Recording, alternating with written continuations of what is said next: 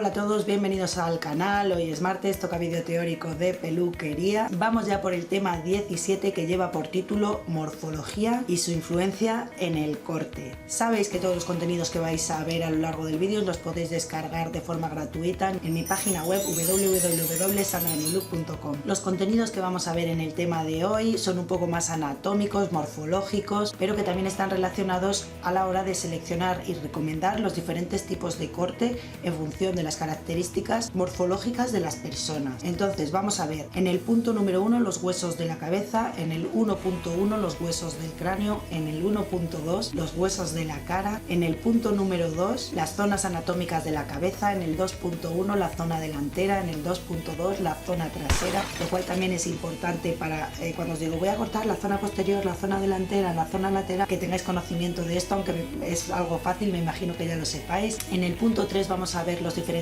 tipos de cráneo, en los que encontramos en el 3.1 el cráneo braquicéfalo, en el 2.2 el cráneo dolicocéfalo y en el 2.3 el cráneo mesocéfalo. Esto, aunque suene un poco raro, ahora veréis lo que es porque también es conocido con otros nombres, lo que pasa que lo he puesto muy técnico para hacerme un poco la interesante. En el punto número 4 vamos a ver las formas del óvalo, y ya habéis visto varios vídeos míos en los que hemos utilizado las diferentes formas de los óvalos, qué peinado te favorece, qué maquillaje te favorece, qué corte te favorece, hemos visto un montón. Entonces en el tema de hoy los vamos a agrupar en 4.1 óvalos largos, 4.2 óvalos anchos y 4.3 óvalos mixtos. Los vamos a agrupar así para hacerlo un poquito diferente. En el punto 5 vamos a ver los diferentes tipos de orejas, que también es un factor que está en la cara e influye mucho en el peinado y también en el corte. En el punto número 6 vamos a ver los tipos de perfiles, y dentro de los tipos de perfiles tenemos en el 6.1 el perfil plano, en el 6.2 el perfil en punta, en el 6.3 el perfil huidizo y en el 6.4 el perfil anguloso. Y por último en el punto 7 vamos a ver las formas de cuello, y dentro de este podemos encontrar en el 7.1 el cuello largo y estrecho, en el 7.2 el cuello largo y ancho, en el 7.3 el cuello corto y estrecho y en el punto 7.4 el cuello corto y ancho. Como veis, dentro del índice hay un montón de puntos, pero a diferencia de otras veces en las que a lo mejor tengo 3 puntos y hay un montón de contenido, en esta tenemos 7 puntos, pero los contenidos son más reducidos. Una vez visto todo lo que vamos a ver, si os interesan estos contenidos, quedaros, os dejo con el vídeo.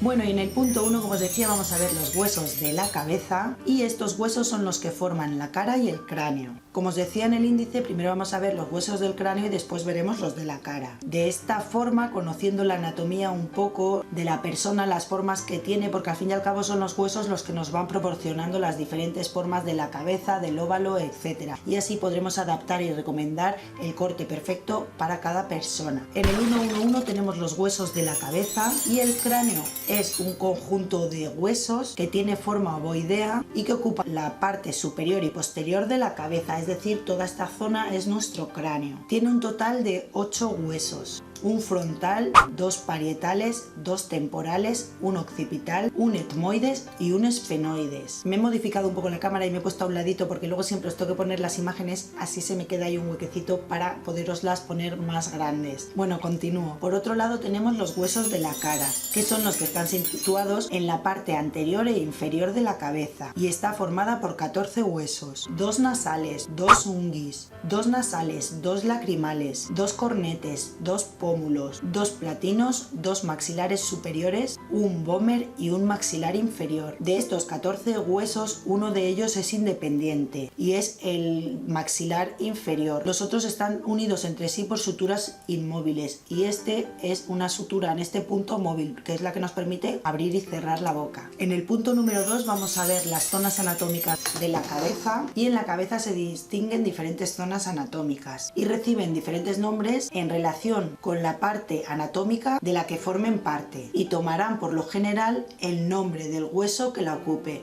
O sea, vamos a realizar un corte en la zona del occipital, ¿vale? Muchas veces utilizamos el nombre de los huesos para decir la zona de la cabeza. Principalmente distinguimos dos zonas, la delantera y la posterior. En el 2.1 tenemos la zona delantera, la parte elevada o superior de la cabeza, y está compuesta por el hueso frontal, el vértex y parte de los parietales y temporales. En la zona de los laterales, formando estos últimos, junto con los esfenoides y malares, la zona de la sien y patilla en cada lado. En el 2.2 vamos a ver la zona posterior de la cabeza. Es la zona más curva y en ella podemos distinguir la coronilla, que es la zona superior, la más alta, que está formada por los parietales, la nuca, que está formada por el occipital y parte de los temporales, y en la nuca baja está formada por la parte baja del occipital y en ella es donde se inician las vértebras. En esta parte también encontramos el occipucio, que es el hueco donde se une la cabeza a las vértebras que forman el cuello. En el punto 3 tenemos los tipos de cráneos. Se encuentran, como os decía, 3 tipos diferentes de cráneos: el braquicéfalo, el dolicocéfalo y el mesocéfalo. Si observamos el cráneo desde la parte superior, vista desde arriba, y trazando mentalmente 2 ejes, es decir, como una forma de cruz, separando la parte anterior y la parte posterior y otra transversal de oreja a oreja, es como vamos a poder identificar el tipo de cráneo. Aparte que de perfil, en función de la curvatura que tenga aquí, también podríamos observarlo. Dependiendo de la longitud que tenga esta cruz, formará un tipo de cráneo u otro. Tenemos en el 3.1 el braquicéfalo, que es el cráneo plano o redondo. Su forma es muy similar a la de un círculo, ya que los 2 ejes trazados tienen casi las mismas dimensiones. El tipo de corte recomendado para este cráneo debería de hacer más largo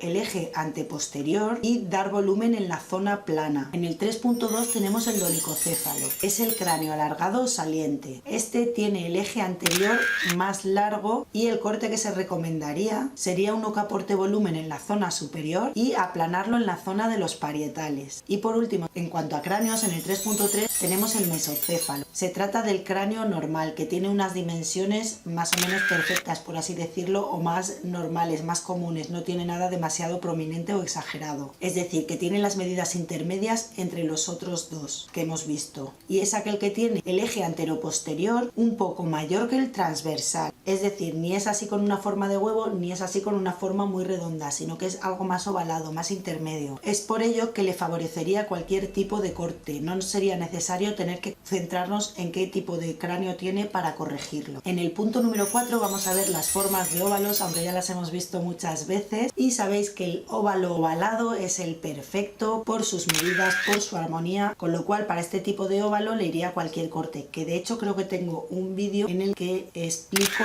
el tipo de corte que te favorece en función de tu tipo de óvalo. En el 4.1 tenemos los óvalos alargados. Aquí entrarían los oblongos y los rectangulares. Como sabéis, aquí no me voy a entretener mucho porque hay un vídeo específico de esto, pero lo que tendríamos que hacer es ensanchar laterales y acortar el óvalo, es decir, crear el efecto óptico contrario a lo que es el óvalo. Si el óvalo es alargado hay que acortarlo, si el óvalo es estrecho hay que ensancharlo. Dentro de los óvalos anchos encontraríamos los redondos y los cuadrados, y al contrario que los anteriores, aquí lo que tenemos que hacer es alargar y estrechar. Y en el 4.3 tenemos los mixtos, en los que estarían el triángulo invertido y el hexagonal. En el caso de que la mitad superior de la cara sea más ancha que la inferior, habrá que hacer cortes que creen el efecto contrario, es decir, que creen estrechez en la zona superior y amplitud en la zona inferior, y viceversa. En el punto número 6 tenemos los tipos de perfiles. Para poder observar el tipo de perfil que tenemos, tendremos que tener en cuenta la frente, la nariz y el mentón, que son los que nos van a crear esas líneas, esos ángulos y esas formas que van a determinar nuestro tipo de perfil. Para ver un poco los diferentes tipos de perfil, podemos crear una línea imaginaria recta desde el centro de la frente hasta la punta de la barbilla y sobresaliendo ligeramente en la nariz. Todo lo que se salga de esta línea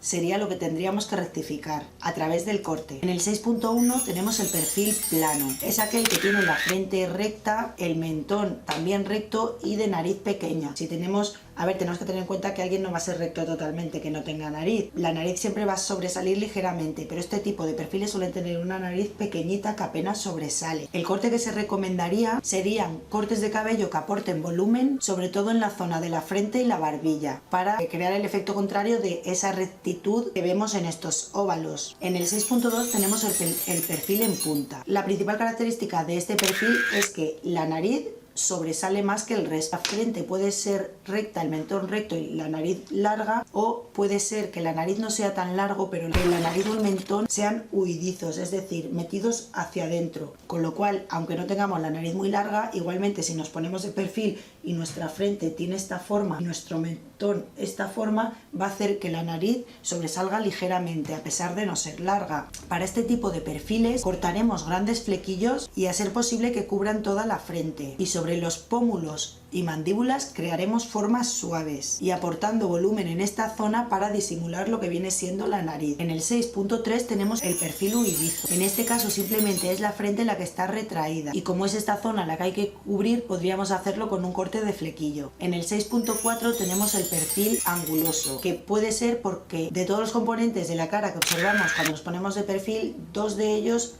tienen forma prominente o abombada. Bien puede ser una frente hacia afuera, nariz larga y mentón prominente, bien puede ser una frente hacia afuera, la nariz que no sea muy larga y el perfil prominente, es decir, es bastante angulosa. No sería muy recomendable cortar mucho el pelo, ya que hay que crear formas y texturas que disimulen esta angulosidad, y buscaremos la suavidad en el corte, ya que el perfil tiene bastante marcados los ángulos. En el punto número 7 y final vamos a ver las diferentes formas de cuello, también muy importantes a la hora de hacer cortes, y no solamente cortos, porque también lo podemos disimular con los cabellos largos. Y en el caso del corte de caballero, en la zona posterior, cuando hacemos el arreglo del contorno de cuello, también es muy importante. Los cuellos pueden ser o largos o cortos, o anchos o estrechos, y estas son las formas combinadas que vamos a ver de los diferentes tipos de cuellos. En el 7.1 y el primero que vemos es el cuello largo y estrecho. En el caso de que queramos disimularlo, tendríamos que realizar cortes no demasiado cortos ni que nos dejen ver mucho el cuello, para así reducirlo de tamaño. O si hacemos cortes más cortos, dejar mechas sueltas por aquí que lo cubran. En el 7.2 tenemos el cuello largo y ancho. En este caso lo que queremos es hacerlo más estrecho, y para ello realizaremos cortes que queden un poco más largos del centro, dejando algunas mechas, o también cubrirlo con una melena, que como veis las melenas pueden hacer que el cuello se quede más estrecho, y si lo tenemos descubierto, al verse más se va a potenciar o hacer más visible esa zona o ese cuello ancho. En el 7.3 tenemos el cuello corto y estrecho. Este cuello simplemente necesita crear el efecto óptico de alargarlo, quizás crear un poco de anchura, por lo que el corte de una melena recta podría crear este efecto, o un corte muy cortito y recto. Y por último, el cuello corto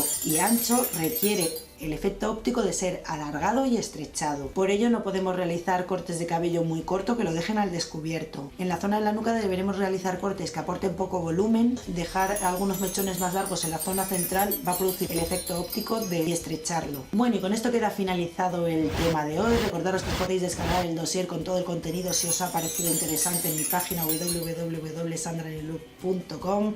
Espero que os haya gustado, os mando un beso muy fuerte y nos vemos en el próximo vídeo. ¡Hasta luego!